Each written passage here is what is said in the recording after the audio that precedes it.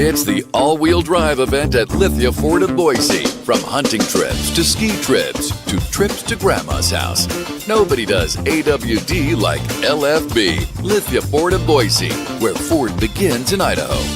Eat Lux your way with the Lux Cravings boxes from Taco Bell. There's the classic $5 box, the indulgent $7 box, and a whole new obsession in the $9 box, the flaming hot grilled cheese burrito. Try the Lux Cravings boxes at Taco Bell today. Find your sun with Sun Cruiser Vodka Iced Tea. Made with real iced tea and real vodka. Cold, refreshing, and made for moments like these all year long. Let the good times cruise with Sun Cruiser. As sports fans, we may cheer for different teams, but there's one thing that we can all agree on. We want the game to be big. And with 3 levels, 30 cabanas, a 143-foot screen, 6 clean pools, and endless cold drinks, it doesn't get any bigger or any better than Stadium Swim in Las Vegas. All sports, all seasons. It's more than a pool deck. Stadium Swim. It's the only thing like it in the world.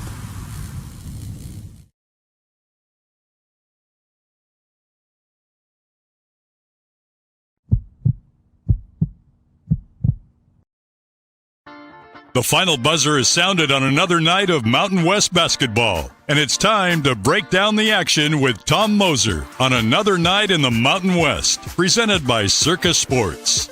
Headed to Las Vegas for the Mountain West tournament in March? Make sure to stay at Circa Las Vegas and watch all the action at Stadium Swim, where the sports are on 365 days a year. Another night in the Mountain West has interviews, analysis, opinions after the final Mountain West basketball game of the day wraps up. All BNN broadcasts come from the Sun Cruiser Studios. Sunny days call for Sun Cruiser Vodka Iced Tea, made with real iced tea and real vodka. It's refreshingly smooth and easy to drink. Crack open a Sun Cruiser and let the good times cruise. The title sponsor of Bronco Nation News is Lithia Ford of Boise. Check out our full inventory of vehicles online at lithiafordboise.com. Lithia Ford of Boise, where Ford begins in Idaho. Did your team just get a big win? Suffer a bad loss? Come discuss it with us. Send us a comment or question in the ICCU YouTube chat, or leave us a voicemail at speakpipe.com/BNN. Now let's go to the Sun Cruiser Studios and join Tom Moser for another night in the Mountain West on Bronco Nation News.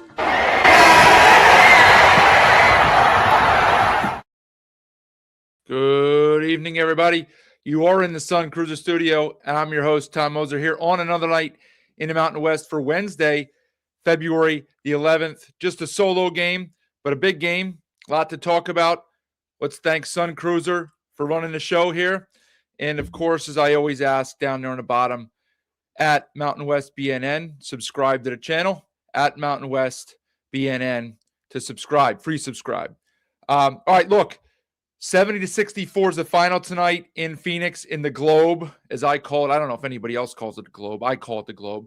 Huge win for New Mexico. I use the term to resuscitate their at-large hopes, which might be a tad extreme. That kind of means you were really on the verge of, but they kind of were. And they really needed this one for a lot of reasons. Did not look good last week. Maybe the pressure got to them a little bit. Maybe it got to everybody, the home winning streak, all of that stuff. And the schedule did them no favors, because this is a very difficult place to win, as Boise, San Diego State, and Utah State found out in the last 3-ish weeks, okay? So for the Lobos to go in there, over there, I guess, not down, but over across the state to the west and pick up a road win in a very difficult place to play, a huge credit to the program, top on down, everybody on the roster. And yes, we are expecting to have head coach Eric Olen here. It's funny, we have not had a Lobo player or coach yet. BJ sets a lot of this stuff up. We talk beforehand during the day when the games are set, who we might want to get, depending on the matchups and stuff like that. And there's been several times where he has contacted the SID, somebody within the program, to say, hey, we'd like to have X or Y come on after the game, and they've been great about it. It's just that every time that they've agreed to it, the Lobos took an L that night, and we're not going to bring them on after those games, clearly. And so, Lobo fans, you should thank BJ. I know you guys give BJ some flack. You should thank BJ, because tonight he intentionally did not contact them ahead of time to say, hey, we'd like to have X or Y come on tonight. Instead, he waited till after the game, as to not throw a little jinx on them, and then waited until it was over to contact them. And they got back to him and said, yeah, sure, he'll come on after he does his other media obligations. So kind of like Coach Pastner last night, got to do your stuff in the arena first with the media, assembled media. So, of course, he's going to be talking to Graham or anybody else, asking him questions after his W. But he will be joining us shortly. It's the only game to talk about. I'm sure we'll have plenty of comments in here. I think it was a pretty clear that Lobo Nation was a few emotions going on in the last few days, even up until today. There was a little nervousness. There was some disappointment. There were a lot of other things going on, but certainly one word that I can use for sure is that Lobo Nation was quiet today, even leading up to the game. Now, game's going on. There's a lot to talk about. You want to break down this. You want to break down that. You want to comment on what you're seeing, good, bad, or indifferent. That's another story. But pregame and leading up to it, it was just a little quiet. I think there was some nerves, just cautious about, what are we doing here? How's this going to go? And I'm sure they'll be reinvigorated right now and fired up. So let's kind of let's get this one out of the way first. As I have right here, let me see, what do I want to put on? Okay, fresh off of the TV. We all know 2-game lead at the top in the loss column anyway, for the Aggies and the Aztecs. The loss column is what really matters. I mean, some teams have a game in hand and stuff like that, as you can tell, just doing simple math. New Mexico now has the tiebreaker over Grand Canyon as they earn the season sweep. So basically, while they're only 1 game ahead of the Lopes, they're really 2 games ahead, because if they finish tied, they will get the tiebreaker. So big duty right there to get that out of the way for one. They will also have the opportunity to complete the sweep of Nevada in a week or so, 2 weeks, and earn that tiebreaker, okay? So they're in a good position to get the 3 seed, but they do have some difficult games coming up, okay? Grand Canyon now, they look like they're going to be in that 5 or 6 mix. Remember, they do not go to Nevada this year, and they lost in Reno. So they don't have tiebreakers over anybody in there in that 3-4 range. They do have a tiebreaker over Boise, but they also lost to UNLV. So depending on who's tied where, a lot of our focus has been lately on the top, for good reason, right? Who's 1, who's 2. But some of those seeds in the middle there are going to matter for matchup purposes. We're going to have several teams that are going to be do or die when we get to the Thomas and Mack, and the matchups are going to matter. Boise, for example, is a dangerous team. They probably don't want to see Grand Canyon. Can they beat Grand Canyon? Of course they can. Is it a favorable matchup for them? It does not seem to be, right? Maybe Grand Canyon now doesn't match up well with New Mexico. I don't know. I mean, clearly we saw a tale of 2 different halves, kind of. But, a big win in the pit against the Lopes for New Mexico. And then they, kind of win this, I wouldn't say convincingly, but a dominant first 16 minutes. And so maybe that's a bad matchup for the Lopes on the other side of the coin, right? So a lot of seeding to play out there. And we kind of laugh at them, and they're the butt of plenty of jokes by me and many of you guys too. But UNLV is tied in a loss column with Boise for the 6th seed. So, I mean, do we have faith in them winning some of their tougher games down the stretch? Maybe not, but as we've seen, they can beat anybody. And so who knows what's to come with those guys. So we really have 5 teams there in that 3, 4, 5, 6, 7 mix for seeding purposes. And I guess, look, if you're New Mexico, you still feel like you play the 2 teams ahead of you. And if you beat if you win out, you will finish 16-4 and you have a chance to win a league title. But let's not get too far ahead of ourselves here. Let's kind of break down what happened in this game. And listen, as I said, the first 16 minutes was just textbook New Mexico basketball, right?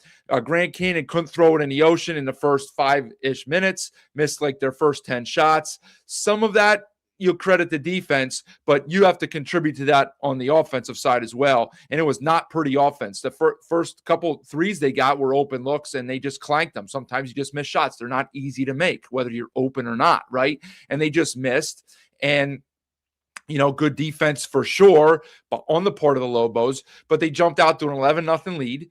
And even after Grand Canyon kind of stabilized, New Mexico just kept doing what they do, right? They got out in transition a little bit. They moved the ball. I don't want to say Chol was more aggressive, because there was one set early on and Casey Jacobson even called it out. Chol kind of looked like he wanted to attack the rim, but then he kind of realized, well, that's not really my strength. And so he just settled for a little pull up, and he made his first few shots. And so you always look better when you make your first few shots. Okay. And I thought about saying, well, Chol looks good. He's ready to play tonight. But really it all just came down to him making shots, because I don't think he did a ton on the floor other than making shots that really made him a standout. But the way he had played lately, for him to get 10 in the first half, you'll take that all night, because he's been a zero in the last week or two, to be honest. So, but look, they got good minutes out of just about everybody. Tenet struggled a little bit in the first half, got a couple fouls, maybe pressed a little bit. I know he's from Arizona. I think semi close to where the game was here. Maybe he was pressing a little bit in front of friends and family. I don't know. But, they got contributions from everybody else. But, I think a really key part of the game was when Drew called his third timeout.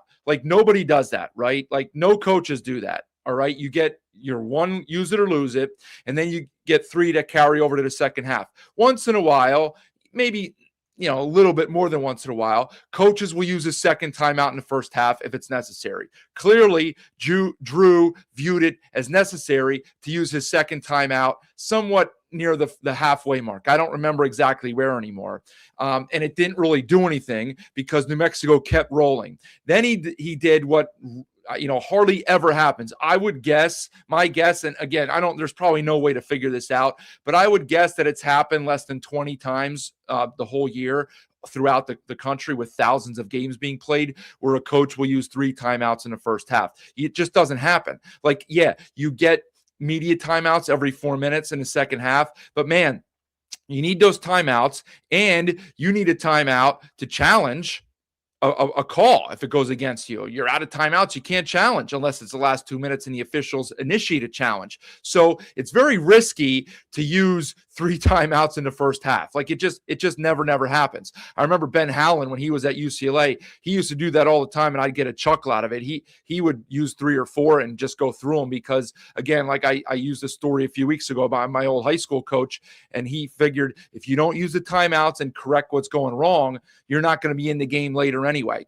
And so credit to Drew for using that third timeout with 4.5 left.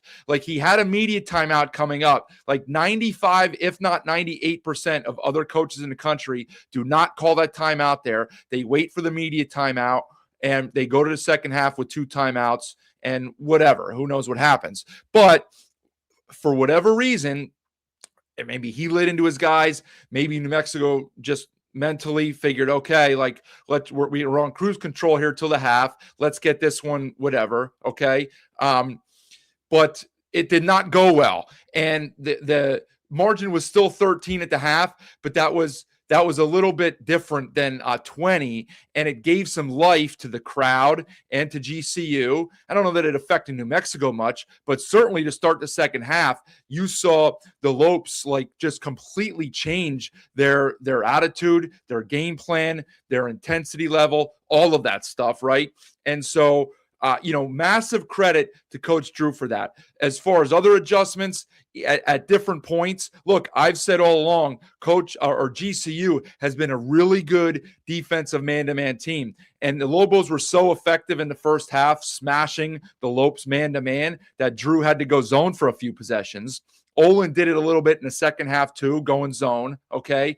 Now the fouls had piled up, and sometimes you do that as a change of pace and give Olen credit. It's just that, like I just said, sometimes you just need to flip the momentum, right? It's like, something's not working and you got to go to something else. You got to go to plan B. And so both coaches did that effectively a little bit.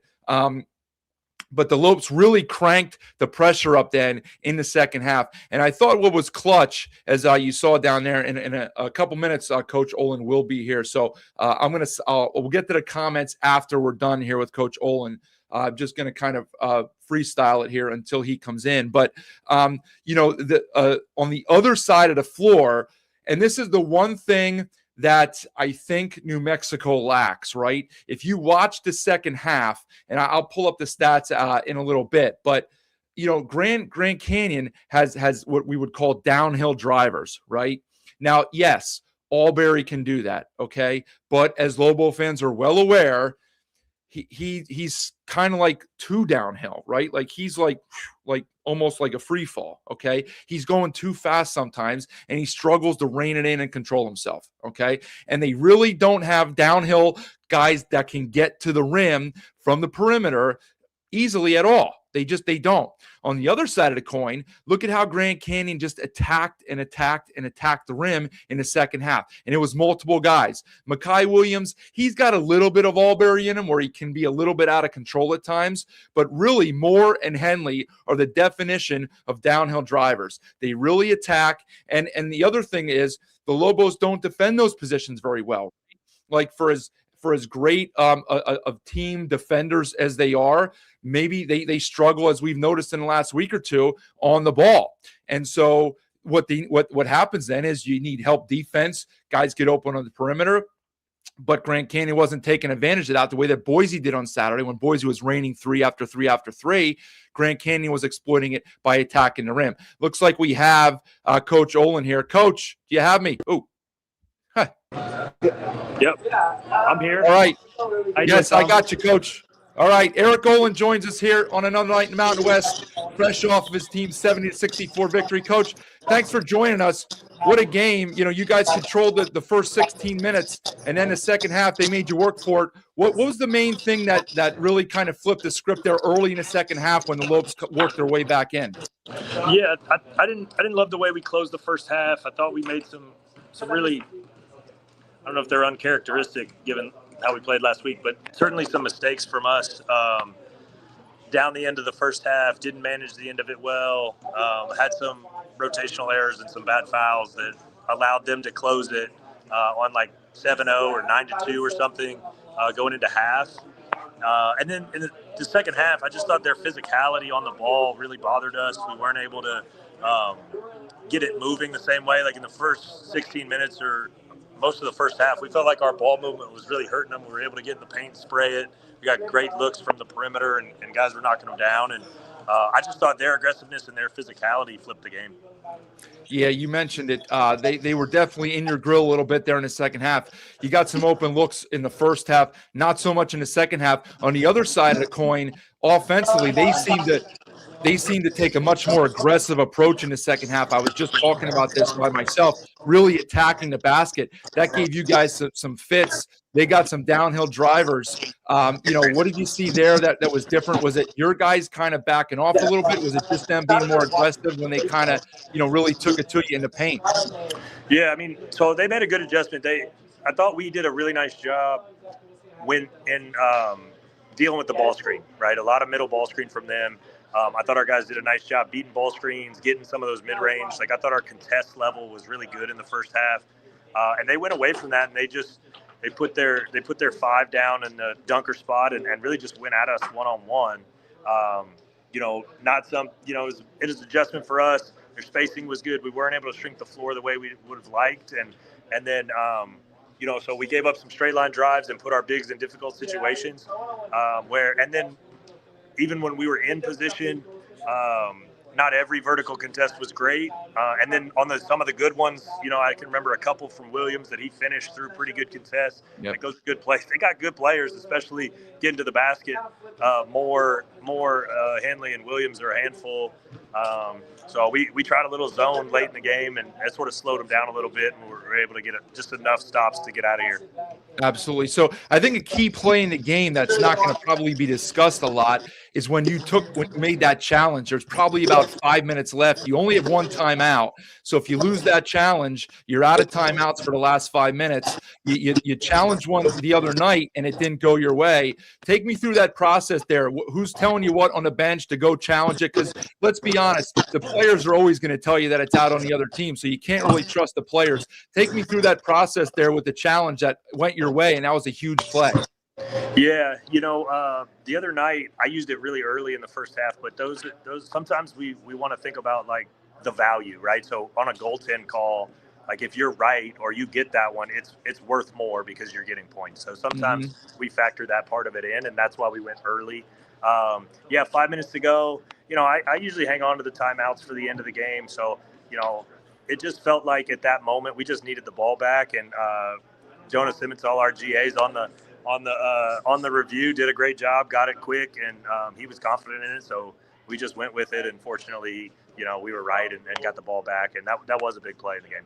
Yeah, no doubt. And as you said, you contested. I don't know that they got many open looks at all in the last few minutes when it became a one-possession game there. And to be honest, you didn't really get many good looks either. It's just the fact that your guy, your freshman, Hall, like a step back 18-footer from the baseline, you don't see that shot taken much in college anymore. So for a freshman to make that shot, you were holding a 1-point lead, but to give you that separation and a 3-point lead from a freshman, speak about that play. What no timeout called. You're just going. What did you see there, and talk about the stones that it took for Hall to make that shot? Yeah, I don't like to use timeouts to just get the ball in the guy's hands who's already got it, right? So, he's capable of closing games. He's a really good player, regardless of age, obviously, and so he's a guy we trust late in the game, and he's delivered for us before. He just wound it down. Honestly, we were a little late to the screen, so he just had to do it all by himself. But we gave him the whole side of the floor. He was able to get enough depth where, he got his shoulder on more and created enough separation. He's a big-time shot maker, and we just have a lot of confidence and trust in him at all times, but in particular late in the game. Yeah. All right, well, Coach, let me get you out of here with one more. As you mentioned, not your best week last week, and now you got to make a daunting road trip here. They've already knocked off Boise, Utah State, and San Diego State at home. Take me inside like the locker room in the last few days of practice after the loss to Boise Saturday. The leadership, what you saw at practice, how were the guys? Obviously, they responded with a ridiculous first 15 minutes tonight, but what did you see leading into the game here that kind of gave you the hope that you guys could pull this one off? Yeah, we're just proud of our guys. Like it says a lot about their character and their toughness, because those are disappointing, right? Those are disappointing results coming in. And it's funny. Like we try to stay even keeled. I tell our guys all the time, you're never as good as you feel when you win. You're never as bad as you feel when you lose. Like reality's in the middle. We want to live in that reality.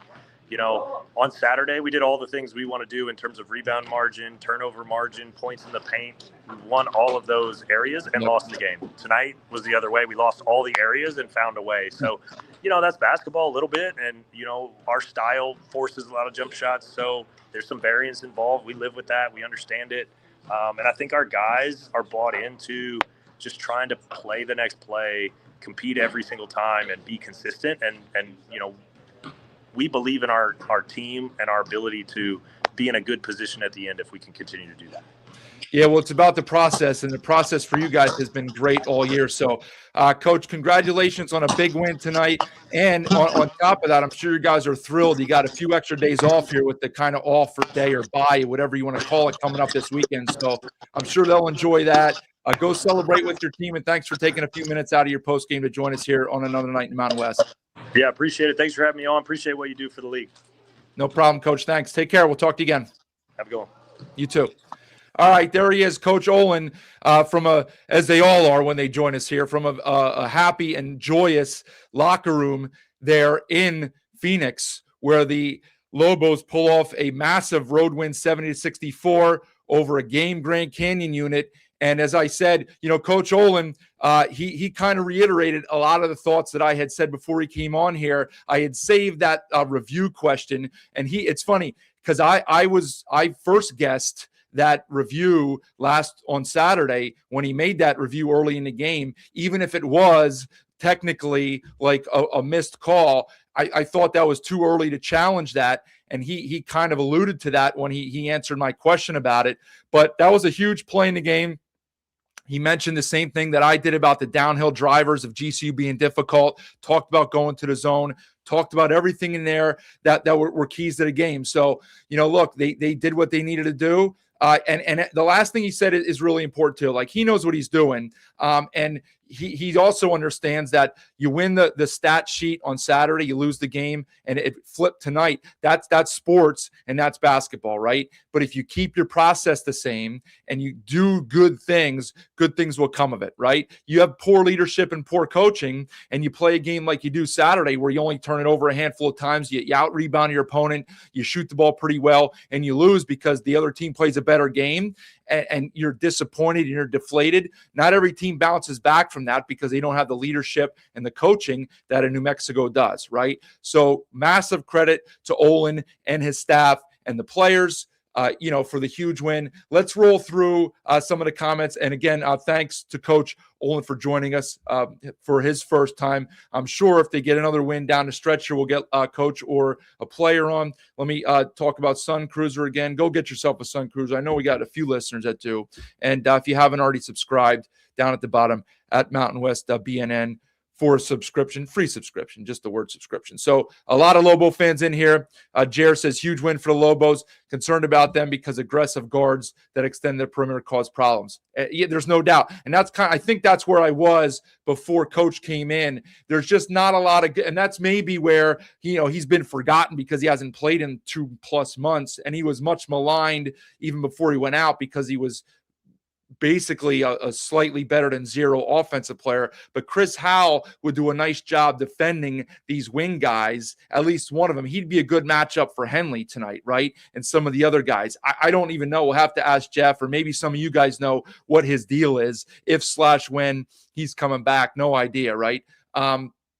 Nick says the Lobos really needed this win. 100%, they needed this win. And they scrapped it out because they momentum, when you blow a 20-point lead and you're on the road and that place is jumping and you've lost 2 in a row, I'm not saying in a 1-point game that they're going to fold their 10 and kind of give in and give up. But man, it's easy to, and the one thing that Coach added to the end of the first half, which I didn't really add. He did add this, and I had thought it, but I just, it slipped my mind. They did take some poor shots. They took a couple in the second half, but that happens in all games for every team, basically, right? But they did, and he spoke about it. They played a poor last 4 minutes, took some bad shots. 10 turnovers in the first half was way too many. I don't know how you scored 40 points. They didn't even score. They scored, 2 points the last 4 minutes, had 10 turnovers, and he still scored 40 points. I don't even know how you do that. That's efficient offense. But, they had some bad shots in there. But look, I don't even know. I lost my train of thought, whatever the heck I was saying there. I think I was just talking about the fact that, it wasn't easy, but you blow a lead like that, and it's easy for somebody to go off script and take a bad shot, or to have a breakdown defensively, or to give up an offensive rebound. They gave up several tonight. I haven't put these up here yet. Let me see if I can just for a minute put the stats up, because I haven't really dug into them too much myself from the team perspective. Let's get this on the screen quickly. Just leave it up for a minute or two. There we go. Okay, so what do we got on the boards? So 14 turnovers, so they only turned it over 4 times in the second half. The rebounds, 35-31 advantage for Grand Canyon, and they had 11 offensive rebounds. So, you'd like to clean that up a little bit, and it led to some second chance points, 13 of them for Grand Canyon, only 5 for New Mexico. And I mean, I don't think it bit them much late, because I remember Jacobson saying that it was 13-1, and that was seemingly early to midpoint of the second half. So they didn't get bit by that late in the game. I mean, look at that 3-point field goal percentage right there. 56% for New Mexico and 16% for Grand Canyon. That's kind of your game right there. Amidst everything else, that's kind of your game. One team shoots 56% and one team shoots 16% from 3. I like the fact that New Mexico only took 16 threes out of 51 shots. They only took 51 shots. Grand Canyon outshot them by 9.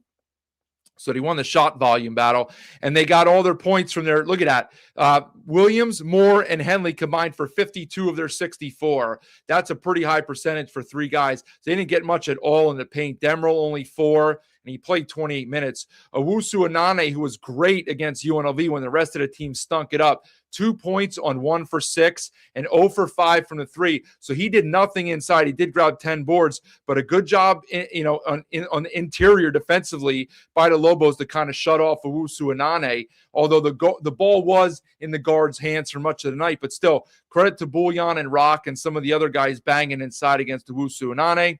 Stromer was a 0 tonight. He had 2 points in 10 minutes. Evans hasn't done much lately. Breidenbach, 10 minutes, 4 points. So really it was the 3 guards who played the whole game and kind of took a lion's share of the shots. Forget about the points. I mean, look at that. Williams took 18 shots, Moore 11, and Henley 16. So my math tells me that's 45 out of 60. That's 75% of the shots taken by those 3 guys. For New Mexico, Jake Hall at 23. I mean, big time. He's a very, very good player. He knows how to get a shot. He knows how to step back. He's effective using a shot fake, which keeps the defender. You might think like, well, he didn't use a shot fake there. Well, he did use a shot fake mentally because the defender has to be careful crowding too much, because if you're crowding and he shot fakes, he's going to draw a foul and he's going to go to the line and you're getting yelled at because you fouled the jump shooter. So you kind of got to give a little more space, and that allows him to get that step back 18-footer from the baseline off with 30 seconds left to almost seal the game, right? Bullion 12 and Chol 12 and Albury 9. So I think, look, well balanced, good game. Obviously, good game. A lot of other things there. Steve says Olen switching to the zone was huge. He mentioned that. Cardiac game for the Lobo fans. It's nice for a team to stay even keel. You like to see some more intensity. Henley, yeah, absolutely, Nick. Henley's second half was a difference for GCU. He got the room at will. He's a tough guard, there's no doubt. He didn't play great, I didn't think, in the first half, and he was coming off a very poor game against UNLV, but he was effective in the second half. And maybe that's a little bit of the Lobo guards kind of being a little gassed. I don't know. They got a little rest on the bench. I mean, Hall played 33 minutes, Chol 30, Halp 33, Albury 26, and Bullion 29 to net 23. So they got a little more bench minutes than the Lopes did. Jake Hall, certainly, I mean, I don't know how he won't win freshman of the year. There's so many good freshmen in the conference, but like you kind of have to give it to Hall. Like he's been very good almost. Oh, yeah, that's funny. I didn't even see that. Jazz says it right there, freshman of the year, Jake Hall. I mean, he kind of has to. I mean, I get it. There's still 1/3 of the conference season left, so a lot of stuff could happen. He could go completely blank and in a slump for the next 3.5 weeks.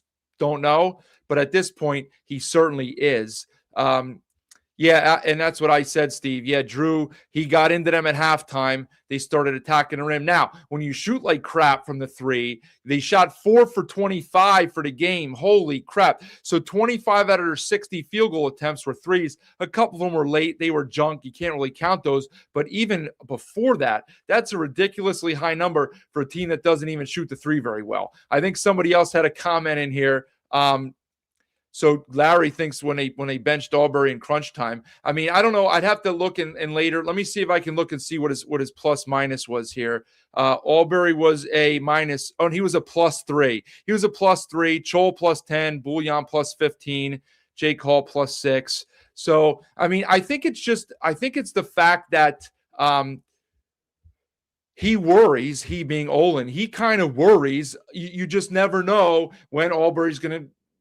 He's trying, right? He's trying hard, but sometimes hard doesn't equal smart, and hard needs to equal smart. Like as a coach, that's why you guys hear me harp on some of the same stuff all the time that might not bother you guys, like fouling a 3-point shooter, or tonight Miller fouls like somebody on the baseline at I think it was Henley, shooting like an 18-footer coming from a bad angle. Like those are not smart plays. If he makes the jump shot, tip your cap and go down and make the next play. But that stuff like hard equals smart for me. And if you play some coaches used to say that fouling negates hustle, right? I think I went to a coaching clinic once and listened to the late great Rick Majerus, and he used to say like fouling negates hustle because you can bust your butt, But if you foul because you're overly hustling, it wipes it all out because, we got to start the possession over, and now there's a foul on the board, and sometimes there's foul shots involved. So like you gotta rein it in a little bit, right? And that kind of goes for Albury the whole way. Now, he did make a huge three. They were up 3. He did hit a huge 3. It was answered at the other end by Williams, but that was a big 3 when they were struggling for offense. Mad Dog, good question. That's just what basketball is, right? They made every shot against Boise, and they didn't shoot the ball well tonight at all. So, I mean, they're difficult shots. They're 23-foot shots. Oftentimes, there's a defender near you or in your face, or there's somebody running at you, or you're under pressure to get a shot off. And sometimes they go. These aren't professionals, although some of them get paid like they are. The GCU fall. Look, they just haven't closed games out. They didn't close the game off tonight. They didn't close the game off against Nevada. What's up, my friend? Obviously, the poor effort against UNLV, that just happens. Not a good effort right there at all, and it's going to cost them. They're pretty much now, I would say, their goose has been cooked, okay? It's going to take them winning 4 games in 4 days. I guess it's technically still possible for them to get a 4 seed. It's a long shot because, again, as I said earlier in the show, they do not have the tiebreaker over either New Mexico or Nevada. So they would need big-time help to get in a 4 seed. Now, again, the 5th seed is not the end of the world. You get to play Air Force, and then you'd play the opponent who you would play in a 4 or 5 game anyway, okay? So they're probably going to have to win 4 games. They're going to have to win 4 games in 4 days in order to get into the tournament. Yeah. How about that? We didn't really mention him. How about that? Hopped with 30. Was it 30? Maybe it was even more than 30 against Boise on Saturday. He had a bagel tonight. He had as many as you did, Shakarach. He scored as many as you did, 0. But look, he does other things out there. Didn't do much tonight, but yeah, that's when other guys step up, and Chol did it. So Chol took his points, and I'm sure Haupt is just as happy as everybody in there. Yeah, I did. Jake, I've gotten some right. I did think this would be a New Mexico win.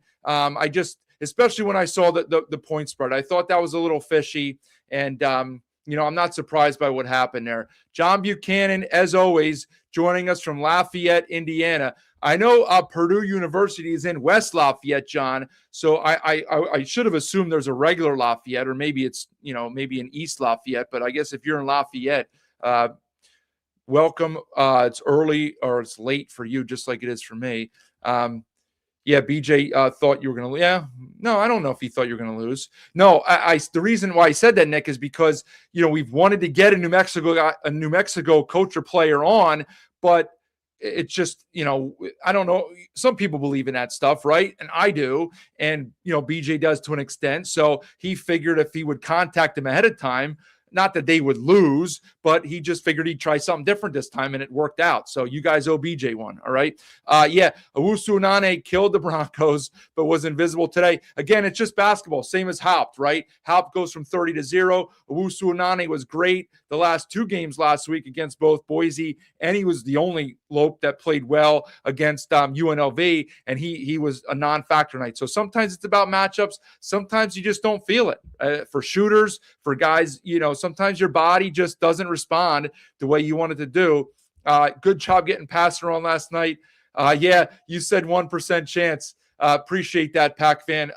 Yeah, it was funny when BJ said, I think we're going to get past there. I was like, well, hopefully he hasn't been listening to the show, because I had been hard on him for a couple of their, end of game scenarios last week. But again, look, I'm sure he's heard maybe a little less combative comments and questions to him from the media because they're face to face, but he's answered those questions. When those guys ask him why they don't foul or what the thought process was, he knows what they're getting at, right? And so he spoke well. He was a very good interview. As we know, he speaks very well and knows exactly what to say.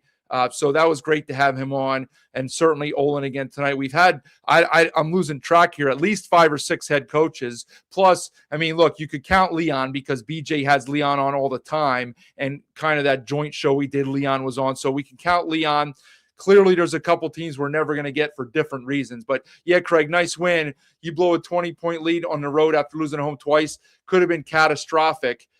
especially going into the bye. I don't know if you want to call it a bye, but certainly a week off now. That would leave a really bad taste in your mouth to lose this one, blowing that lead to give you 3 losses in a row, and they avoided that. So very good. Yeah, Chol did hit his first 5. And that was big. He did take a questionable one later. I think Jacobson's great because he's not afraid to like kind of say stuff like that. I don't know, Mike. We'll see. You should not be counting on a controversial call to beat GCU at Viejas. You should expect to win that game by 8 to 10 points because you're at home and you're the better team. So you don't want to play with your food and get into a situation where you need a call down the stretch. Jared breaks it down pretty well here. Jake Hall is the star. Haupt is the heart. Lobos succeed or fail based on production from Marbury, Chol, and Bullion. Yeah, it's funny. Like, look, Chol was basically a 0 last week. They go 0 for 2. And, he didn't light it up tonight, but 12 was his biggest output in quite some time, and they get a nice road win. And Bullion was pretty ineffective, too. A lot of that credit went to Boise's interior defense, and he kind of took it to them tonight. He was assertive, and he was impactful tonight.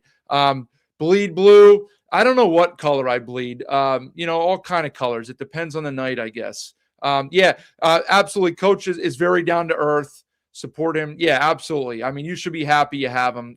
Obviously, you guys all are. Yeah, Nick, I think everybody kind of, he's out of control. He makes questionable decisions. Some of you guys would say a lot of them are bad decisions. He turns it over, moving downhill. And this was something that we all saw last year. I'm sure you guys saw it the 2 games when you played Utah State. He did the exact same thing last year, right? And so he can bring some good to the floor. But that's something that you'd like to see reined in. And I'm pretty sure that coach or one of his assistants has pointed that out to him, either in the film room or on the practice floor or wherever it might be. But it's tough to change a leopard spots. The guy's been playing this way for probably 4 years of college and 4 years of high school and 650 AAU games. And it's hard to just kind of decelerate, right? You got that sports car on the open road. You used to go a 90 on the highway. You don't want to slow down and go 72, right? Like, who wants to do that? So Albury wants to get it and he wants to go. Like, that's just what he wants to do. So the crazy Lobo says their offense depends on getting stops. And the offense fell apart when GCU started driving at will. Yeah, there's no doubt about it because they were getting some transition stuff early. It doesn't show up on the board that they got a lot of transition buckets. What do we have here? Do we have a highlight package? Let's see. Here we go. Let's see what we got here. Courtesy of oh no, we lost it. Did not want to play. All right. Anyway, let me continue with the live streaming, folks. Let's continue with this. They fall off until they play Boise. Yeah, I mean, maybe that's your kryptonite this year, that you don't want to see them in a conference tournament. Yeah, Robert, I don't know. Where are they at? I said they were pretty quiet all day. I think they were just apprehensive and nervous. This was a big game here. And so, they're back. We got a lot back. That's right, Jazz. That was your coach. Very well spoken. Certainly knows his stuff. Yeah, I know. 2 straight nights of a coach praise. Yeah, I don't know. Hey, we must be doing something right here. So we'll take it. We'll take all the compliments we can get. The Lobos did need it bad. A lot of comments praising the Lobos. Good job, Lobos, Michael says. Okay. Oh, interesting. All right. So let's go. There we go. Here we go. Let's take a look with the commentary from the FS1 crew, Trent Rush and Casey Jacobson. They do a really good job. Here's the flying start for the Lobos. Chol was hitting here. I think Drew used his first timeout right there at 11-0. That's when I kind of joked that the Lopes would be able to take their masks, their blindfolds off and get going. But there's Hall. He just moves well without the ball. You see there, we call that like he's sliding to the corner as a guy's driving because you're going to have help. And it's tough to look at that attack and drive by Bullion. But when somebody's penetrating, the defense has to shift, and you stand still, you're easy to guard. You move without the ball, it becomes more difficult to guard you, and Jake Hall knows that. So you can tell Look at that, moving the ball right there. So there's something that doesn't show up. Well, I guess it does show up as an assist, but Halp, he knew where he was going with that ball before he even caught it. And it's a 1-2-3 for a layup, or for a 3 for Hall, which is basically like a layup for Hall. Thanks to the Mountain West YouTube channel for these highlights. There's a nice sneaky bounce pass to Tenet, and I think that had to be a bounce pass underneath the defender. Nice job right there. And here were some of the few transition buckets that the Lobos got. There's Hall with his shot fake. Here's Tenet on a drive. He missed a couple of those. That was his one bucket in the first half. Here's where Drew will use his third and final timeout. Miller gets into the act, a nice little non-hometown roll. So 4:11 to go. He uses his third timeout with a TV timeout coming in about 15 seconds. That takes a lot of guts, and it worked out for him, because if he doesn't do that, this game's probably a runaway. That was a big shot, incredible shot, incredible degree of difficulty. Now here come the Lopes on the run.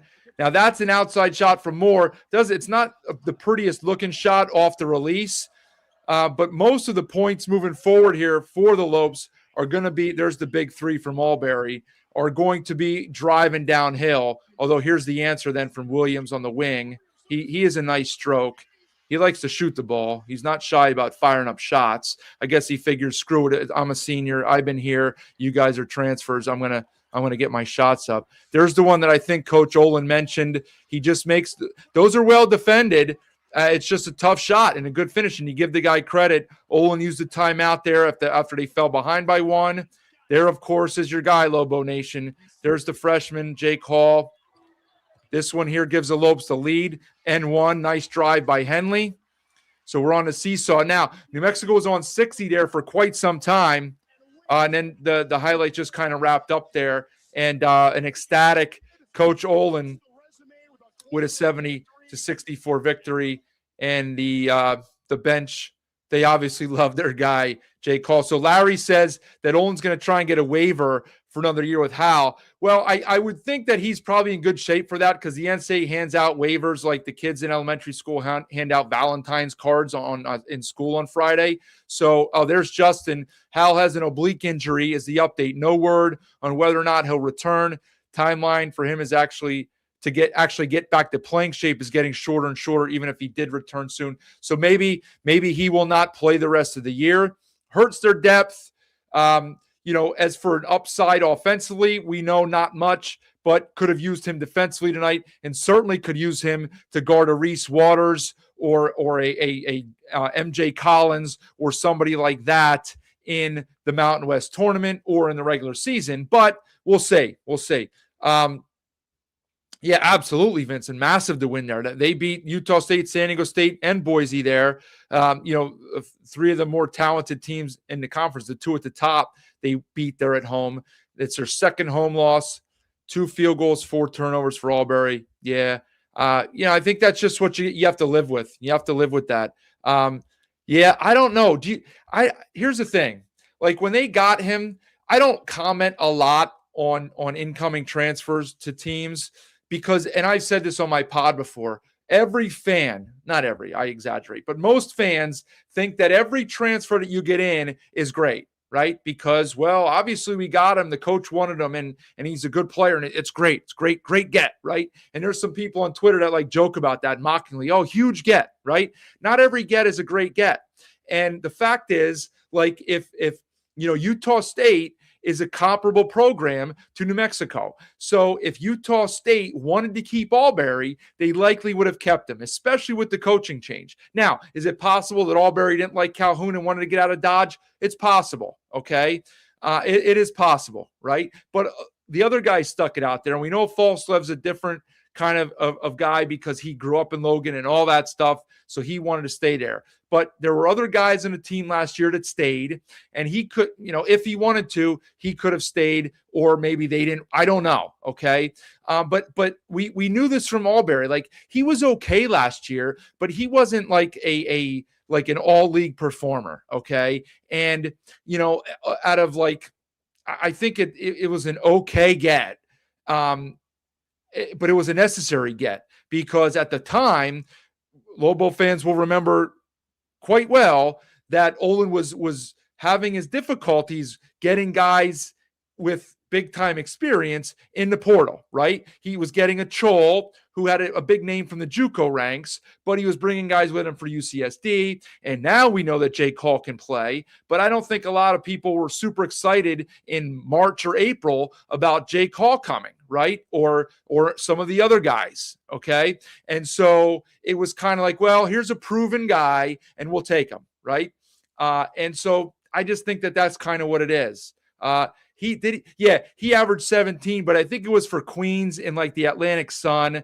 And the fact of the matter is he could probably go 100 miles an hour and not get challenged in that league. The A-Sun is probably one of the 3 or 4 worst conferences. Look, don't get me wrong. Averaging 17 in Division I is very good, no matter the conference, okay? So credit to him for that, but obviously he's leveling up. He was a solid player last year. I'm not saying he was bad. He was a solid player last year. And I don't think he's been poor this year. He just kind of is what he is, right? I think it's going to be difficult to win a championship with him as your starting point guard. I just do. Okay. He's a good player.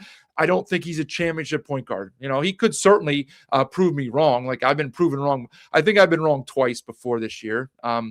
That's a joke for you guys that don't get it. Albury's a turnover waiting to happen, Adam says. Yeah, absolutely. Heck of a bounce back, B. Happy with a 3 seed in a tournament.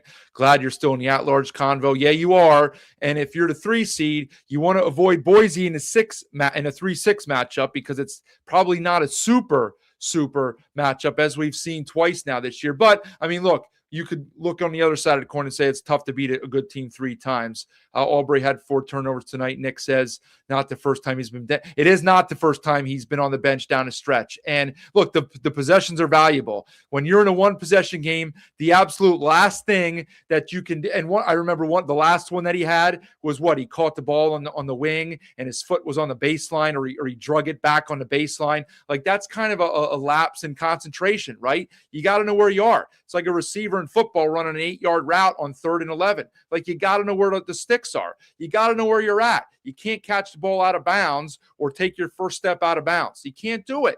Move in, right? Work your guy down and pop out to get open. You can't do that. Okay. You can't do that. So CSU and San Diego State are the next 2. Okay. Well, there we go. Yeah. I mean, let's face it. His strengths are getting out in transition, and it's not easy to do in conference play against good coaches. It's just not. He's not as effective in the half court. Now, again, he did bury that big 3, and he shoots it at a higher percentage than I would have guessed. It's kind of like somebody the other night said Templin shoots 35%, and I wouldn't have guessed that either. And I think Jacobson said on a call tonight that Albury shoots 36%, but it's not really what you want him doing. And I would agree. I'm sure when he launched that 3 with a 3-point lead, Drew was probably like, I'll let that shot go. And then he hit it, and you're like, because you don't expect him to make those, even though he makes 36% of them. So BJ says Grand Canyon still has to play San Diego State at San Diego State and at Utah State. Yeah, obviously they'll be hard-pressed to win one of those. So I would assume that, I guess it depends on what Boise does, right? As I'll go one more time here to these quickly. So if they're at 5 losses right now and they lose those 2 games, that gets them to 7 losses, and that would require them to win out with the exception of those 2. Now, I do think their schedule is easy with the exception of those 2 games. So it's certainly possible for them to finish 13-7. Can Boise finish 13-7? That's going to be difficult. That would probably require them to win at home against San Diego State. Can they do that? We'll see. Okay. It's possible, right? But that would get them in that slot as I think, let me get rid of this. Okay. And then we have this on the screen as we look at the upcoming schedule. And so what does it do? So they have San Jose State, you win that game. They have, even though it's away, home Wyoming, home UNLV, and away Air Force and home Fresno. Yeah. So look, they're going to be large favorites. And, the Ken Pom predictions right there have them by pretty much double figures in every game, except for those 2 that they're huge underdogs. So they probably will get to 13-7. And a shock result on the road at either of the AHOTs or the Spectrum, would get them to 14-6. It's going to take a lot of work. I don't know that it can happen, but defense travels. The problem for them is those two teams are going to be looking for revenge because they lost to both of those teams. Who are we looking at here? So we're looking at Boise. Obviously, the revenge game on Friday. I'll talk about that one in a few minutes. And then, this is what BJ said the other night. Ken Pom has them favored in 6 of their 7 games. So Ken Pom has them winning by 1 at home against San Diego State and at Colorado State by 1 as well. I think, look, the fact is it's going to be very difficult to go 6-1 here. I know Uncle Ken says they'll go 6-1. I think it will be difficult for them to go 6-1. And it's a shame. Like 5-2 is very doable. I think if you don't go 5-2, that will be disappointing. Like I don't think they'll lose Friday, but it's going to be very challenging to win in Logan, right? Can they do it? Of course. It's the same way that they did it on Saturday because Leon will have a game plan. His guys won't be intimidated, and they'll play hard. It's going to depend on how, if Utah State plays their A game, it's going to be difficult for Boise to win. And if they don't win that game, I don't care what Ken says, Kenny, and I love Kenny because he likes his curling, but it's going to be difficult to win the last 5 games. It just is, right? Like you're asking to win 5 games. You're asking to beat San Diego State, who's going to be life and death for a conference championship at that point and an at-large bid. And then if you win that game against San Diego State, then you have to go on the road and follow it up at Colorado State. Now, is CSU the most intimidating place to play? It's not, but it's still a road game with travel after a big win, senior night. Not that they have a bunch of seniors, but like probably their last home game. That will not be easy, and that's why Ken Pom has it as a 1-point win. Who are we looking at here? This would be UNLV, the Rebel. Okay, so at Boise, we'll give them a loss there. Colorado State home. I mean, you have to favor them in that game now. I mean, Ken does by not much, but I would think they win that game. They lost in Fort Collins, but it was a close game. They're playing a little better and they're healthier since then. And I don't know that CSU, even though they won at Grand Canyon, which baffles me, but I don't know that they have it to win on the road like that at this point in the season. The Air Force game they'll win. Grand Canyon. Now, that'll be a tough one at Grand Canyon, obviously. The Nevada game is one that I could see them getting. It's a home game. They didn't show up to play against the Wolfpack in Reno at Lawler. I would expect them to show up for that game. And I don't think that will be an easy game at all for Nevada. Now, could the Pack win? Of course, because you don't know what you'll get night to night from UNLV. But that will be a tough game for the Pack. I will just say it right there. And then, of course, oh, my goodness. So they end too with Utah State and San Diego State. It doesn't really matter for them whether they're home or away because we know they don't have any home court advantage. So it's going to be tough for them to finish.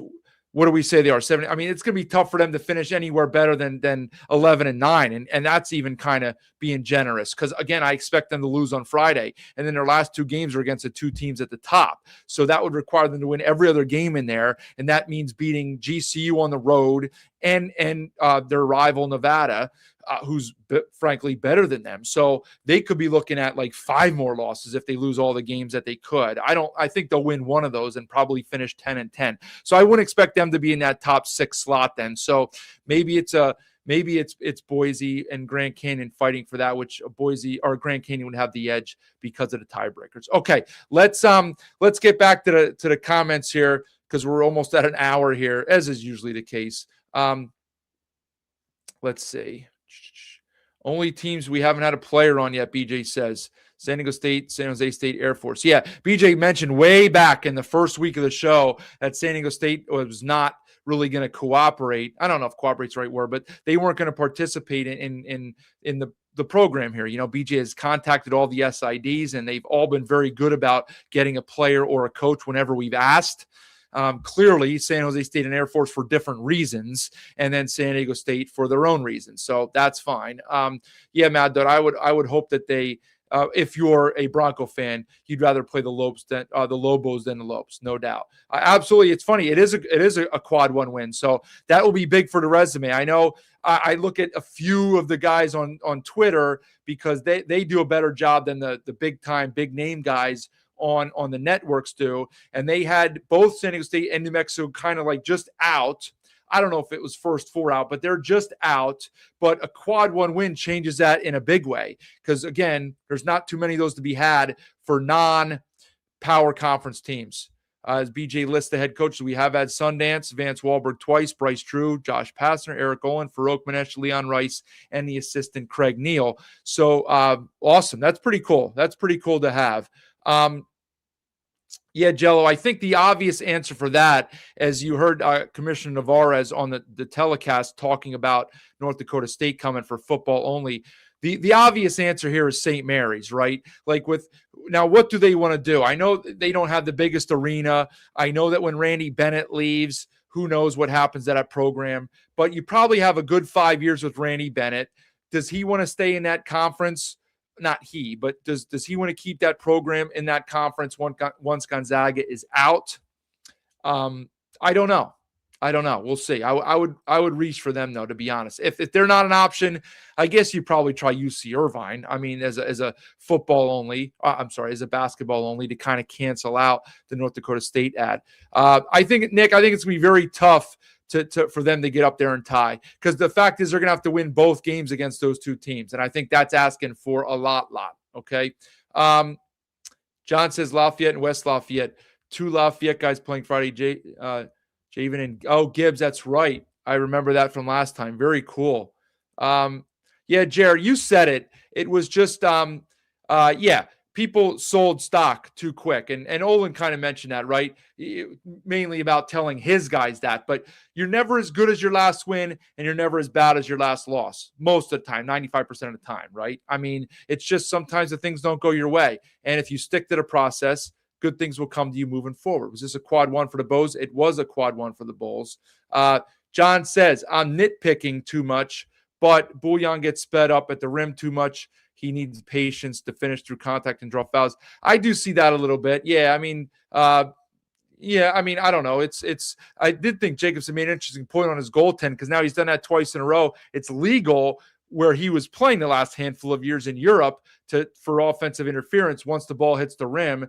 To do that. The Olympics use those rules because it's an international rule. The NBA doesn't, and as a result, we don't use it here in the NCAA. But he's used to that. So even if it wasn't the other night, he's just used to it. There's the Lobo schedule from Jello. You think they're on the wrong side of the bubble right now? They can make an at-large. Again, they absolutely have to win the game at Nevada. Absolutely have to win that game. Well, I shouldn't say that. They have to win at either Nevada or at Utah State. Have to win one of those two, okay? You can't lose both of those. I think that's going to make it very difficult. If you lose both of those and you beat San Diego State and you beat Fresno and Air Force and Colorado State, again, we have to see what these other teams are doing. Who knows? We didn't even get into the concept yet of bid thieves. Teams like Miami, Ohio, who have yet to lose. It's funny, I mentioned them like 6 weeks ago as like a joke because they hadn't played anybody and they were undefeated. They're still undefeated, so big credit to them. Their schedule's still a joke, but they're winning every game, and so credit to them, okay? But like if they lose in the MAC tournament now and they finish with like one loss or even two losses, they're probably going to get an at-large bid, okay? Same thing with some other teams in there that might steal a bid. We'll have to see what happens with these other bubble teams, right? So there's a lot of stuff to go into that. Let me see what else we have on here. Game of matchups, like he says, there's no doubt. Yeah, we got a bunch of sweeps now that you're kind of seeing how the matchups work. Steve reiterated the Howell injury, so removes him challenging, hoping to get a medical red shirt. Yeah. Did this win help or hurt Boise? In terms of seeding, it probably hurt them because they have tiebreakers over New Mexico. They do not have them over Grand Canyon, and it's less likely now that they would end up tied with New Mexico and more likely that they end up tied with Grand Canyon. So this was not an ideal result. Yeah, Jello, Olen had to fill the entire roster. We'll see. He'll certainly have more time, and I'm sure he's been at it already here. Yes, John, Boise keeps winning. We'll see if they can keep that up Friday. Is that Javen? Okay, the king. Okay, a lot of Lobo fans were upset about the last two losses. Yeah, Ice, absolutely. Olin kind of said that. It's about the process. And they lost to a good team and close game to a team very similar to them in Boise. And Jer said it too. Let's not just sell all the stock right away. There's no doubt. Well, War Beast, this was part of the deal here. San Diego State was in the same kind of pod with the scheduling, if you will, where they drew both of those teams once. And so it's funny. For years, I guess, before I really started paying attention to the analytics, I would have viewed this as a bad break for Utah State and San Diego State when you see that you only get San Jose State and Air Force once and you have to play everybody else. But some fans of those programs think it's good because you get more opportunities to improve your resume. Now, I guess it depends what your goals are, right? And if you're good enough to be near the bubble anyway. Thanks, John. I appreciate that. So that's a good question, Larry. I don't even know if it's allowed. The other night when they, I guess it was last night, BJ said, and I don't remember if I said this or not on a show. I may have, but BJ said maybe we'll get somebody on for Air Force because they were tied or near tied at the half against Colorado State, or it was earlier before halftime. It was a close game. And that's when I looked at the stats and said, well, they're not going to win because they made every shot and they're still losing. So I guess they would allow somebody on, but it is a good question. I would think that they've done some media stuff before. I don't know. Yes, Sky, I don't think he's out of his mind. I will say that I for the last few years, I've sold Lenardi's stock. Boise is in the same. Boise has Air Force and Fresno once. So they took the top three teams in the preseason, Boise, Utah State, San Diego State, and they gave them a similar schedule with missing their two misses being bottom three teams in the preseason with Fresno, Air Force, and San Jose State. Okay. Appreciate that, Matt. Or who's AM? I don't know who AM is. Oh, that's the time. Oh, maybe it is me. I appreciate that, Matt. Okay. Thanks for the show. You've been watching it often. Well, we appreciate you watching. Do appreciate that. Tyler with the NDSU logo. Look at that. Welcome to the Mountain West party, Tyler. Be interested to watch. I actually found myself watching more FCS football over the last couple of years than FBS football. It's part of my going to counterculture, going against the man thing here, where I don't watch the NFL, and as a result, I still watch a little FBS, but I've watched more FCS. So I have watched a lot of North Dakota State and followed them. So I'm interested to see how they do this year. They'll probably be one of the top 2 or 3 teams in the conference, to be honest. I appreciate you commenting, Jella, for the first time. Planning to go this year. Hope to see you. Well, I hope to see you too. BJ and I were talking about that last night. It's not firmed up yet, but certainly planning to be there. I can't guarantee it, but that's my plan. Okay. I do not know the latest on the situation. You're not going to hear anything there until the end of the season. And to be honest, this will be one of those Friday afternoon news drops. They're not going to want to really publicize it a whole lot. I think it'll just kind of go away. They'll just never address it if they don't have to. He won't return. They won't make a big deal about it. They'll settle off the court with whatever the heck is going on, and they'll just replace him with somebody else. That's my guess, and it's probably a mutual decision as well. I don't really know if Joe Scott wants to go through this again. I know the league will lighten up a little bit in 9 months, but I don't know if he wants to go through it again. I really don't. Okay, so BJ says we would be able to get an Air Force player on if and when they win. Yeah, I mean, they haven't won, right? I mean, they probably have another one chance, maybe legit chance when they play San Jose State again. But we'll see. I would like to talk to one of them and just congratulate them on a win, even though it would only be their 4th of the year. But we'll see. We'll see. Now, tomorrow, Friday. So let me say this first. I probably should have said this at the top, and I didn't. So Friday, just one game, and it's Boise, and they're the home game against UNLV. So when Boise plays on the road, BJ hops on right away.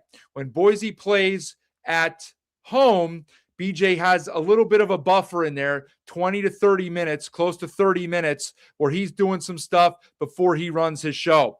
And so instead of waiting until BJ goes and then going on top of that, what I'm going to do on Friday is I'm going to come on It's the only game, as we said. I'm going to come on maybe halfway through the second half, maybe the under 8, maybe 10 minutes to go. We'll see how the game goes. I'll come on live with about 8 to 10 to go in the game, so I can break down kind of what we've seen to that point. It depends on the game flow. If it's a non-competitive game, if we get the bad Rebels and they don't show up, or the bad Broncos like they did against GCU at home, if we get a non-competitive game, I'll break it down for a few minutes and then talk about the Saturday slate, big Saturday slate for sure. We'll talk about that, and that way, it'll spill over a little bit after the game, but I'll be able to get off a little bit afterwards and then allow BJ to get on. If it's a close game, then we'll kind of be able to do what we did a week ago and kind of like, play by play it, if you will, with you guys in here commenting and watching and all of that stuff. And then still talk about the Saturday stuff. So that was kind of, I asked BJ today if that was all right. He okayed it, thought that was a good idea. We got some good back and forth and discussions last week when I kind of fell into that by accident. Didn't want to do it all the time. And obviously anybody at the game, Boise fan wise, will not be able to kind of join in live, but they'll have BJ's show to get into live. And everybody else should be able to pop on. It'll be a little bit earlier. It is a Friday night. And so that was kind of our idea. So I, of course, will remind people of that during the day on Friday. I'll also tweet it out earlier. And if you're subscribed to the show and all that stuff, you'll get the notifications. But just be on the lookout. It will be earlier. It will not be after the game Friday. It will be a little bit earlier. Now, as far as the game goes, again, I've kind of mentioned it. As what do we have up here right now? What are we looking at? Trying to see. Okay. Oh, we're looking at some Ken Palm rankings, ratings, all that good stuff. Okay. So Air Force down at 347, Utah State 25, San Diego State. So that's kind of Nevada's in the 50s, Grand Canyon in the 60s. Boise still 55. It is wild. Well, look, they got a quad 1 win the other night, okay? There aren't too many quad 1 wins in the conference at this point. They have one the other night in the pit. So, that's why they jumped Grand Canyon and Nevada in terms of their overall Ken Palm ranking. Okay, so that's what we got coming up here. Also, the Utah State non-league game against Memphis. We'll call it a trap game, I guess. That's not what they expected when they signed up for the game. I'm trying to play with the, Utah State. So that's at 8 o'clock Eastern for me. I know there's 2 early games, the 2 5 o'clock Eastern games. San Jose State and Grand Canyon is one. And I guess the other one is who? Air Force and Fresno. Is that who it is? Yeah, Air Force and Fresno. So the early games are just kind of appetizers to kind of whet your appetite. And then, of course, some good stuff coming in later on in the day. But I'd be surprised if Boise doesn't get that one. I mentioned it after last night. I mean, look, UNLV is playing better. They're going to be confident after winning 2 games in a row. They held off Grand Canyon. They really should have 3 in a row if they didn't donk off the Fresno game a week ago. A good effort Saturday. I'm sorry. Yeah, a good. It was a good effort yesterday to back up the win Saturday against Grand Canyon. And so, but this is you're getting a full strength Boise team. They didn't have Buchanan when they played the Rebels down in Vegas. They also weren't playing very good at that point. That was kind of at the end of their slide that started with the triple overtime loss at Viejas, and it just kind of didn't stop until they bottomed out there with the loss at UNLV, who was not playing really well either at the time, but they played well that night, and that's what happens sometimes, right? But I'd expect a very focused Boise effort crowd. We'll see. Let's see. You like that? Yeah. Well, listen, it's a different color. I know it probably doesn't match well with the banner behind it. I try to mix stuff up. Yeah. I hope I get to the pit too, Steve. I mean, look, it's difficult being out here for me to get to all these places because there's several that I would like to get to. There's a loss to Air Force for any of the at-large teams ruin their chances of running the table in the tournament. It doesn't ruin their chances of running the table in the conference tournament. It would pretty much bury their chances of getting in as an at-large, right? Like nobody's going to absorb that, okay? And if that would happen, that would trump anything that we've seen all year or in the last few years, period, because that would be like the worst loss. Oh, you think it looks nice? Yeah, it's a nice one. I mean, I'm too warm in it, but that's fine. Well, Johnny, I've talked about the Lobos plenty, so very impressive win by them tonight. GCU 10,000 or less, Pitt 15,000. Yeah, I mean it's crazy. I mean, I don't know what the percentage is, but many of our students. So credit to them for the environment that they bring. I know that they like that phrase, the greatest atmosphere in college basketball. It's a very good one. I don't know if it's the top. Certainly a student section, unlike many you see around the country. And it's good to have in this conference, even though it makes it difficult to play for road teams. But anyway, back to that game. I would expect Boise to win. I think that Andrews is playing well, Gibbs Lawhorn is playing well, and so if those kind of cancel each other out, advantage to Boise. They just have more depth and more players at this point, more options, more bullets in the chamber. Jones is back, but again, this is a Boise front court that kind of shut Bouillon down the other night, and I would just anticipate them being ready to go. I have a hard time seeing Leon getting swept by UNLV, and so I don't see them losing that game. So they'll be disappointed if they do. I can guarantee you that. So, all right, I think we got to get out of here. It's we've been hour and 15. Once again, let's thank Coach Eric Olen for being here to celebrate and talk about his team's 70-64 victory, hard-earned victory. Great first 16 minutes from the Lobos. They kind of weather the storm there in the second half. A furious rally. The Lobos take the lead. We're on the seesaw.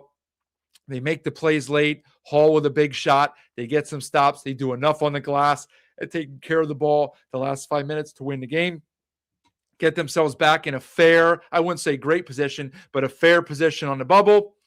Solidify themselves in the 3-hole, although, we'll see what happens when they go play at Nevada.